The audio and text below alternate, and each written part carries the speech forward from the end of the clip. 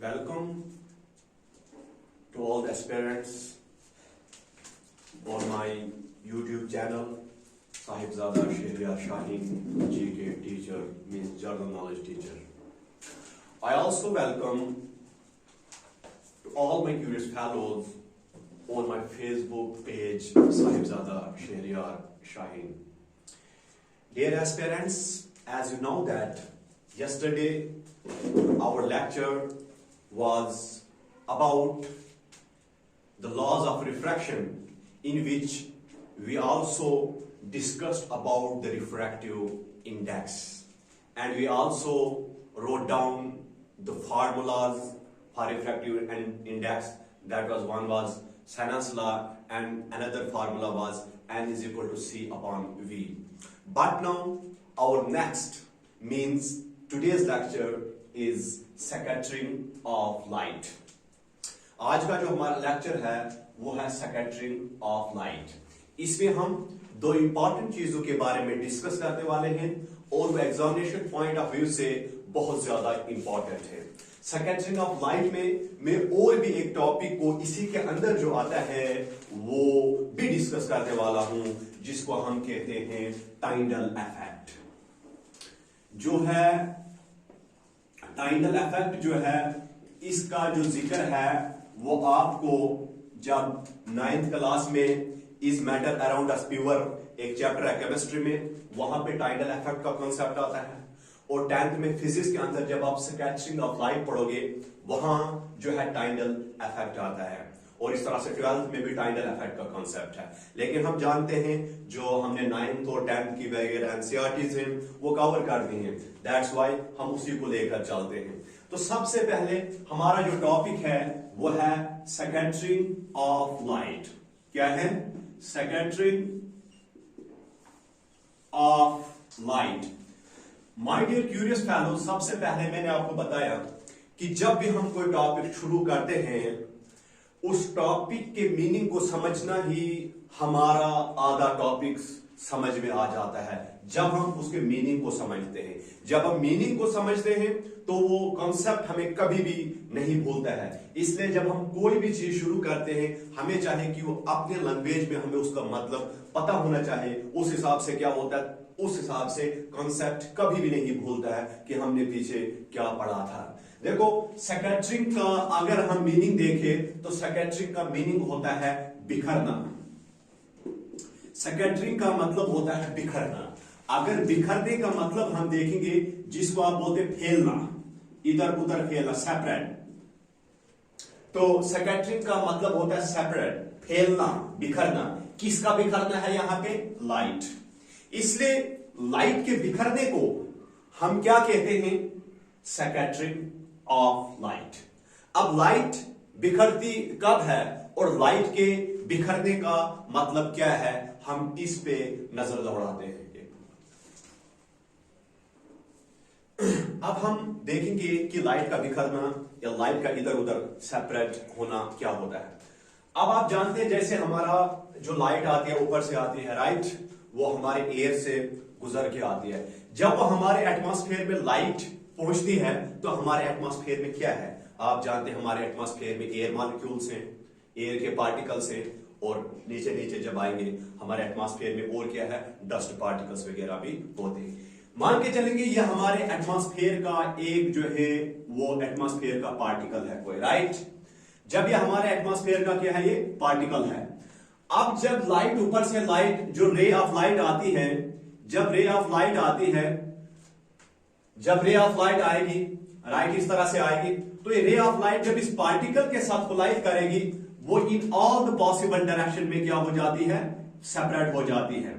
जब raise of light जो ऊपर से आते हैं किसी एयर मॉलिक्यूल के साथ या एयर पार्टिकल के साथ या डस्ट पार्टिकल के साथ जब वो कोलाइड करती हैं, टकराती हैं, तो वो तकरीबन जो है वो तमाम डायरेक्शन में बिखर जाती है, सेपरेट हो जाती है। उसी प्रोसेस को हम कहते हैं स्कैटरिंग ऑफ लाइट।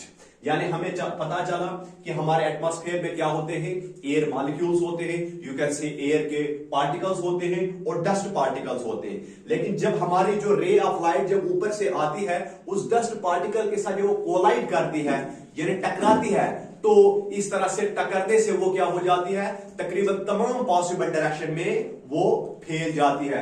उसी को कहते हैं हम स्कैटरिंग ऑफ लाइट। मुझे उम्मीद है आपको पता चल गया कि स्कैटरिंग ऑफ लाइट क्या होता है। और देखो, अगर आपको पूरा ये जो दिख रहा है स्कैटरिंग ऑफ लाइट की इंपॉर्टेंट, अगर आपसे ये कहा जाता है आप अपने पास से आसे पास से जहां भी नजर दौड़ाते हैं और आपको दिख रहा है, वो किसकी वजह से दिख रहा है, वहां पे आपको अलग अलग ऑप्शन दिए होंगे, तो आपने टिक करना है वो स्कैटरिंग ऑफ लाइट की वजह से दिख रहा है। अगर लाइट की स्कैटरिंग नहीं होगी, हम ये चारों तरफ जो है अंधेरा होगा। वो क्यों? देखो, जिस तरह से मान के चलो ये हमारा अर्थ के ऊपर ये 300 किलोमीटर तक हमारा एटमॉस्फेयर है। क्या है? हमारा एटमॉस्फेयर है। तकरीबन 250-300 किलोमीटर तक एक्सटेंड करता है हमारा एटमॉस्फेयर। और इस एटमॉस्फेयर में आप जहां भी आप जो है नजर दौड़ाते हैं, आपको चारों तरफ दिख रहा है। वो क्यों? क्योंकि लाइट जो है, लाइट की स्कैटरिंग की वजह से लाइट चारों तरफ फैली हुई है, इस तरह से आपको दिखता है। लेकिन देखो, सूरज तो बहुत दूर है, वो जमीन से ऊपर तकरीबन जो है 149 बिलियन किलोमीटर की दूरी पे कहीं पे है, ठीक है। और इस तरह से, लेकिन सन की रेज तो ऊपर से आती है, सन की रेज ऊपर से आती है, हमारे एटमॉस्फेयर में फिर इंटर होती है। लेकिन एटमॉस्फेयर से ऊपर 300 किलोमीटर से जब हम ऊपर जाएंगे, एक अलग सनसान इलाका आता है, बिल्कुल यहां पे डार्क है। क्या है? डार्क है। बाकी सूरज कितना दूर है? 150 या 49 बिलियन किलोमीटर जो है सूरज जमीन से दूरी पे वाक़ा है। लेकिन जैसे हम जो है सिर्फ 300 किलोमीटर से ऊपर अगर जाते हैं, एटमॉस्फेयर से ऊपर जाते हैं, हमें वहां पे कोई भी कुछ भी दिख नहीं रहा, बल्कि वहां पे पूरी डार्कनेस है। वहां डार्कनेस क्यों है? Because there no scattering of light occurs, क्योंकि वहां पे स्कैटरिंग ऑफ लाइट नहीं होती है। वो क्यों नहीं होती है? स्कैटरिंग ऑफ लाइट के लिए जरूरी है कि कोई ना कोई इसमें पार्टिकल्स यहां पे होने चाहिए, एयर मॉलिक्यूल्स होने चाहिए, डस्ट पार्टिकल्स होने चाहिए, ताकि उनके साथ हमारी लाइट टकराएगी और वो इस तरह से फैल जाती है। वहां पे वैक्यूम में, इधर से ऊपर कहते हैं वैक्यूम, जो बिल्कुल डार्क होता है, काला पड़ा हुआ है, उसमें आपको कुछ भी नहीं दिख रहा है। वो क्यों नहीं कुछ दिख रहा है? क्योंकि यहां पे स्कैटरिंग ऑफ लाइट नहीं होती है। तो अगर कहेगा आपको when we extend up to 300 kilometre, यानी जब हम जो है 300 किलोमीटर ऊपर जाते हैं, यानी एटमॉस्फेयर से बाहर निकल के जाते हैं, वहां पे कोई भी रोशनी नहीं है, वो किसकी न होने की वजह से है? वो स्कैटरिंग ऑफ लाइट की न होने की वजह से है। या ये क्वेश्चन दे सकता है हमें कि एटमॉस्फेयर से जब आप ऊपर जाते हैं, जो जिसको हम वैक्यूम कहते हैं, वैक्यूम में जो है स्कैटरिंग ऑफ लाइट क्यों नहीं आकर होती है? आपको ये पता होने चाहिए। स्कैटरिंग ऑफ लाइट के लिए जरूरी होता है वहां पे एयर मॉलिक्यूल्स होने चाहिए, डस्ट पार्टिकल्स होने चाहिए, ताकि जिनके साथ जो है जब वो रे ऑफ लाइट टकराए तो वो इधर उधर बिखर जाए। लेकिन वहां पे वैसा एयर मॉलिक्यूल्स, डस्ट पार्टिकल कुछ भी नहीं होते हैं, इसलिए वैक्यूम में कोई भी स्कैटरिंग नहीं होती है। और जब वैक्यूम में कोई भी स्कैटरिंग ऑफ लाइट नहीं होती है, तो वैक्यूम जो है वो अंधेरा पड़ा हुआ है, काला पड़ा हुआ, उसमें हमें कुछ भी नहीं दिख रहा है। लेकिन जो हमारा एटमॉस्फेयर है, एटमॉस्फेयर से जब हम नीचे आएंगे तो यहां पे हमारे एटमॉस्फेयर में क्या है? हमारे एटमॉस्फेयर में एयर मॉलिक्यूल्स है, हमारे एटमॉस्फेयर में डस्ट पार्टिकल है। जब लाइट ऊपर से आती है, वो इंसिडेंट होती है इस एयर मॉलिक्यूल पे, इस डस्ट पार्टिकल पे, तो वो तमाम पॉसिबल डायरेक्शन में स्कैटर्ड होती है, यानी फैल जाती है, बिखर जाती है। इस तरह से आपको पूरा जो है ये जहां भी आप नजर दौड़ाते हैं, आपको जो है दिख रहा है।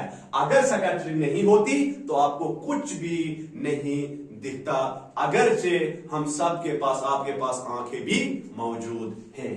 तो अब हम जो है वो स्कैटरिंग ऑफ लाइट का आपको मुझे लगता है कॉन्सेप्ट आ गया। बस हम डायरेक्टली जो है इसकी डेफिनेशन को लिखते हैं। तो ये हमारी स्कैटरिंग ऑफ लाइट की डेफिनेशन जो मैंने अभी तक आपको पढ़ाया कि स्कैटरिंग ऑफ लाइट क्या होता है, कि जब लाइट जो है एटमॉस्फेयर में आके जो है एयर मॉलिक्यूल्स के साथ टकराती है, डस्ट पार्टिकल के साथ टकराती है, यानी जब उसके साथ टकराती है तो फिर टकराने के बाद जो क्या है वो ऑल पॉसिबल डायरेक्शन में सेपरेट हो जाती है। उसी प्रोसेस को हम क्या कहते हैं? स्कैटरिंग ऑफ लाइट कहते हैं। अगर आप डेफिनेशन अपनी याद दहानी के लिए लिख लेते हैं वो ज्यादा अच्छा रहेगा। देखो, द लाइट separates यानी फैलती है, स्कैटर होती है, बिखरती है इन ऑल द डायरेक्शन, तमाम सिमतों में, तमाम डायरेक्शन में, by dust particle, free water molecule and molecule of the gases present in the atmosphere. वो तो फैलती है, लेकिन कब फैलती है, किसकी वजह से, डस्ट पार्टिकल की वजह से, वाटर मॉलिक्यूल की वजह से, या जो गैसेस के मॉलिक्यूल, गैसेस के आ गए हमारे पास, ऑक्सीजन है, नाइट्रोजन है वगैरह, जो भी गैसेस हमारे एटमॉस्फेयर में हैं, जब उनके साथ जो है लाइट जब उन पे पड़ती है तो उन पे पड़ के जो है लाइट तमाम डायरेक्शन में सेपरेट होती है यानी स्कैटर होती है। उसी प्रोसेस को हम क्या कहते हैं, स्कैटरिंग ऑफ लाइट कहते हैं। तो यहां से आपको 3 क्वेश्चन, बेसिक क्वेश्चन जो है यहां से पूछे जा सकते हैं। क्वेश्चन नंबर 1 कि आपको देगा the process of separating of light in all the possible direction after it hits और collides with air molecules, dust particle, water vapours. यानी जब लाइट जो है वो तमाम डायरेक्शन में, तकरीबन पॉसिबल डायरेक्शन में फैलती है, जब वो किसी एयर मॉलिक्यूल, डस्ट पार्टिकल वगैरह वगैरह से टकराती है, तो उस प्रोसेस को आप क्या कहते हैं। अलग अलग 4 ऑप्शन नीचे होंगे, तो आपने ठीक क्या करना है, स्कैटरिंग ऑफ लाइट हम उसको कहते हैं। उस प्रोसेस को हम क्या कहते हैं, स्कैटरिंग ऑफ लाइट कहते हैं।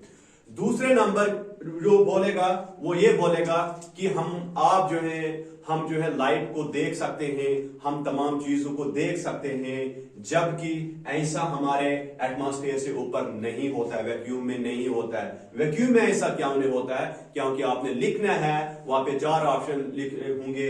एक ये होगा कि वैक्यूम में स्कैटरिंग ऑफ लाइट होती है, एक होगा वैक्यूम में स्कैटरिंग ऑफ लाइट नहीं होती है। तो आपने लिखना, यानी 4 ऑप्शन इस तरह अलग अलग होंगे, तो आपने लिखना है वैक्यूम में स्कैटरिंग ऑफ लाइट जो है वो नहीं होती है। और ये तीसरा क्वेश्चन वो बोलेगा कि हम जो है वैक्यूम में देख नहीं पाते हैं, जबकि एटमॉस्फेयर में हम चारों तरफ देख पाते हैं।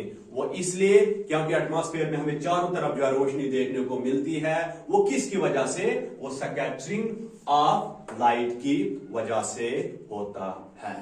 ये क्वेश्चन आपको पूछे जा सकते हैं, बस आपको डेफिनेशन क्लियर होनी चाहिए। जैसे मैंने आपको बताया कि स्कैटरिंग ऑफ लाइट का बेसिक मतलब क्या है, वो चीज आपने। अब स्कैटरिंग ऑफ लाइट में जो है दूसरा चीज आता है, बहुत इंपॉर्टेंट चीज है, टाइडल इफेक्ट। और आपको क्वेश्चन आएगा टाइडल इफेक्ट किस वजह से होता है, आपने लिखना है tidal effect is due to scattering of light. लेकिन टाइडल इफेक्ट अब होता क्या है, उस चीज को हमारे लिए समझना जो है वो जरूरी है। हमारे पास जो यहां पे दूसरा टॉपिक है इसी का, टाइडल इफेक्ट। अच्छा, टाइडल इफेक्ट क्या होता है? टाइडल इफेक्ट जो होता है वो इसी की वजह से, स्कैटरिंग ऑफ लाइट की वजह से होता है। वो एक्चुअल में होता क्या है, कभी कभार जब लाइट होती है तो उसका पाथ विजिबल हो जाता है। पाथ आपको दिखता है कि लाइट जो है बिल्कुल इस पाथ में जा रही है। जैसे इस वक्त जो है लाइट फैली हुई चारों तरफ, आपका कोई लाइट का प्रॉपर पाथ नहीं दिख रहा, वो चारों तरफ फैली हुई है। लेकिन कभी कभी क्या होता है, लाइट का आपको एक प्रॉपर पाथ दिखता है कि लाइट जो है बिल्कुल इस पाथ में जा रही है।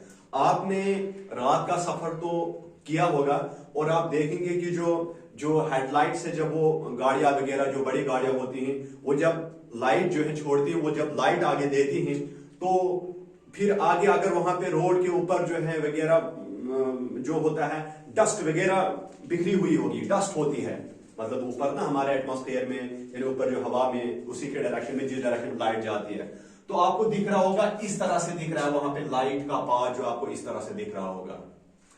ठीक है ना, जैसे लाइट यहां से गई, ठीक है ना, हेडलाइट जो है यहां से जब लाइट जाती है तो लाइट का जो है पाथ जब दिख जाता है कि इस डायरेक्शन में या इस डायरेक्शन में ऐसे जो है लाइट सीधी जा रही है, तो यानी कहने का मतलब है कि जो लाइट का यहां पे पाथ है वो विजिबल है, जब यानी दिख रहा है। जब लाइट के जाने का पाथ आपको दिख रहा है उसी को कहते हैं आप टाइडल इफेक्ट।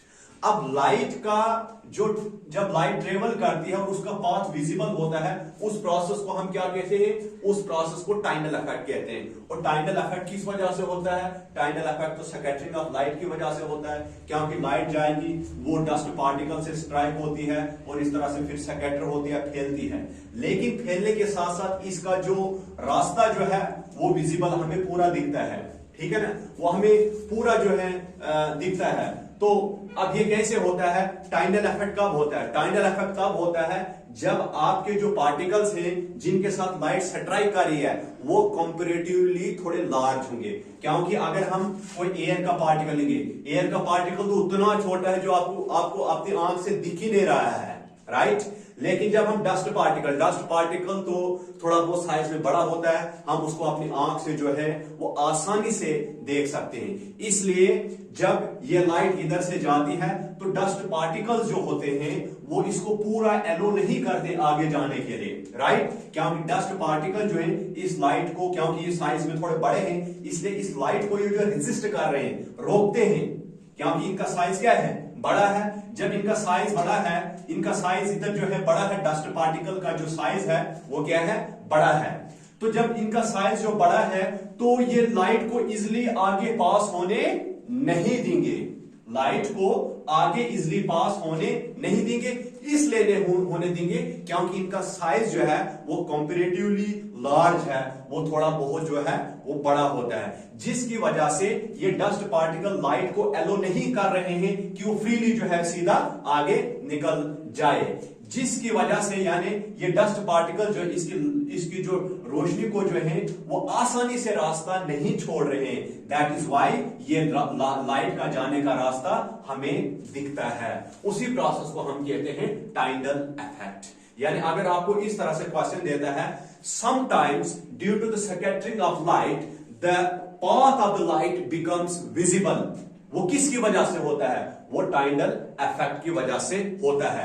या Tyndall effect is due to, Tyndall effect किसकी वजह से होता है, वो स्कैटरिंग ऑफ लाइट की वजह से होता है, क्योंकि लाइट यहां से जाएगी, वो डस्ट पार्टिकल के साथ क्या करेगी, पार्टिकल के साथ कोलाइड करती है, वो तो है ही है, लेकिन कोलाइड तो करती है, फिर जाके स्कैटरिंग हो रहा है, हमारी लाइट जो है वो फेर रही है। लेकिन मसला यहां पे एक है, यहां पे जब ये स्कैटरिंग हो रही है, ये हमारी लाइट जो है इन पार्टिकल के साथ कोलाइड तो कर रही है, पार्टिकल के साथ कोलाइड तो कर रही है, स्कैटरिंग तो हो रही है, क्योंकि लाइट का पार्टिकल के साथ जो है कोलाइड होने को ही हम क्या कहते हैं, स्कैटरिंग कहते हैं। यहां पे स्कैटरिंग तो हो रही है, बट यहां पे मसला एक है, यहां पे जो पार्टिकल्स हैं वो साइज में कंपैरेटिवली बड़े हैं, कंपैरेटिवली वो साइज में क्या है, बड़े हैं, जिसकी वजह से ये जो एयर की पार्ट, ये जो लाइट यहां पे जा रही है, तो लाइट के इस जाने को जो है ये एयर, ये जो डस्ट पार्टिकल्स हैं वो फ्रीली उसको आगे जाने नहीं देते हैं। वो क्यों नहीं फ्रीली आगे उसको जाने देते हैं, क्योंकि इनका साइज बड़ा है, ये इसको जो है वो थोड़ा रेजिस्ट कर रहे हैं लाइट को जाने में। तो हम कह सकते हैं कि इस केस में क्या होता है, टाइनल इफेक्ट के केस में क्या होता है, जब किसी सोर्स से आगे लाइट जाएगी और आगे हमारे पास डस्ट पार्टिकल्स होंगे, क्या होंगे, डस्ट पार्टिकल्स काफी होंगे, तो उसकी वजह से क्या होगा, ये डस्ट पार्टिकल जो है वो फ्रीली, बिल्कुल फ्रीली लाइट को आगे नहीं जाने देंगे, क्योंकि वो उसको वो रोकते हैं, क्योंकि उनका साइज जो होता है वो थोड़ा थोड़ा बड़ा होता है। अब इसी जो यानी अब अगर ये इसको फ्रीली आगे नहीं जाने देता है, यानी एक रुकावट पैदा करता है उसको आगे जाने में, क्यों, क्योंकि इनका साइज बड़ा है। तो उसी की वजह से क्या होता है, उसी की वजह से जो है ये पाथ जो होता है, हमें जो लाइट का जाने का पाथ होता है वो विजिबल दिखता है। क्योंकि अगर देखो ये यहां पे हमारे पास क्या है, एक लाइट का सोर्स है, मान के चलो हेडलाइट से जो है, गाड़ी की हेडलाइट है वो जो है लाइट छोड़ रही है, वो लाइट दे रही है, या आप टॉर्च का इस्तेमाल करते हैं वो लाइट आगे दे रही है। लेकिन आगे क्या है, आगे जो है डस्ट पार्टिकल्स है। अब डस्ट पार्टिकल के साथ जब ये लाइट जो है स्ट्राइक करेगी यानी स्कैटरिंग होगी, लेकिन मसला एक है कि ये डस्ट पार्टिकल साइज में थोड़े बहुत बड़े होते हैं, जो मैक्रो होते हैं, जिसको आप अपनी आंख से देख सकते हैं, ये साइज में कंपैरेटिवली लार्जर होते हैं, इसलिए ये लाइट को फ्रीली आगे जल्दी से जाने नहीं देंगे, बल्कि उसको एक किस्म का जो है उसमें रुकावट पैदा करता है। दैट इज वाई यहाँ पे लाइट का जो पाथ होता है वो बिल्कुल आपको दिखता है। अगर आपने रात को ट्रेवल करा होगा तो आप देखते हैं कि डंपर जब आगे ये जो हेडलाइट से आगे जो है वो लाइट जाते हैं, जो बड़ी गाड़ियां होते हैं, आप ट्रक वगैरह वगैरह बड़ी गाड़ियां जो होते हैं, बसेज होते हैं, जब वो आगे लाइट देती हैं तो अगर आगे जो है डस्ट होती है तो डस्ट में जो आपको जो लाइट का पूरा जो है पाथ दिख रहा है, आपको पूरा पता चलता है कि लाइट जो है, लाइट का ये पाथ है और लाइट जो है इस पाथ में जा रही है। तो उसी प्रोसेस को हम क्या कहते हैं, टाइडल इफेक्ट। तो मुझे उम्मीद है कि आपको टाइडल इफेक्ट समझ आ गया क्या चीज होता है। टाइडल इफेक्ट का मतलब यही होता है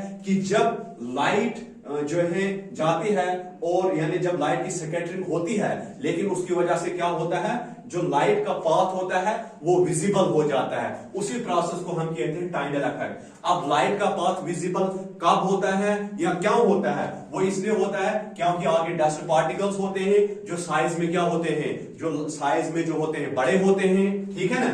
तो ये लाइट को इजिली आगे जो है फ्रीली जो है एलो नहीं करते कि वो सीधा आगे चले जाए, बल्कि इसमें रुकावट पैदा करते हैं। दैट इज वाई यहाँ पे हमें लाइट का जो है पाथ जो क्या बन जाता है, विजिबल बन जाता है। और जब लाइट का पाथ विजिबल बन जाता है, उसी प्रोसेस को हम क्या कहते हैं, टाइडल इफेक्ट कहते हैं। मुझे उम्मीद है आपको स्कैटरिंग ऑफ लाइट भी समझ आ गया और आपको टाइडल इफेक्ट का प्रोसेस भी समझ आ गया। अगर आपको हमारे लेक्चर्स जो है अच्छे लगते हैं, मुझे उम्मीद है कि आप हमारी सपोर्ट करेंगे, आप हमारे चैनल को सब्सक्राइब करेंगे, हमारे वीडियोस को शेयर करेंगे। हम जो है आपके लिए अच्छा से अच्छा कंटेंट प्रोवाइड करने की कोशिश करते हैं। हर चीज को 2-2, 3-3, 4-4 दफा रिवाइज करते हैं, ताकि जो जीरो लेवल से बच्चे जो हैं, ये जो एस्पिरेंट्स हैं, हमारे साथी जो हैं वो तैयारी कर रहे हैं, उनको भी समझ आए कि ये क्या चीज है, ताकि हम 9th, 8th, 9th, 10th की एनसीईआरटी, साइंस, मैथ्स वगैरह तमाम को कंप्लीट करें, इंग्लिश वगैरह वगैरह तमाम चीजें हैं, ताकि जो है आने वाले अपकमिंग रिक्रूटमेंट, पुलिस वगैरह वगैरह में आप अच्छा कर सकेंगे। मुझे उम्मीद है आप हमारी सपोर्ट करेंगे, हमारे वीडियोस को शेयर करेंगे, हमारे चैनल को सब्सक्राइब करेंगे, और हमारा जो फेसबुक पेज है वहां पे भी आपने हमें फॉलो करना है। Thank you very much.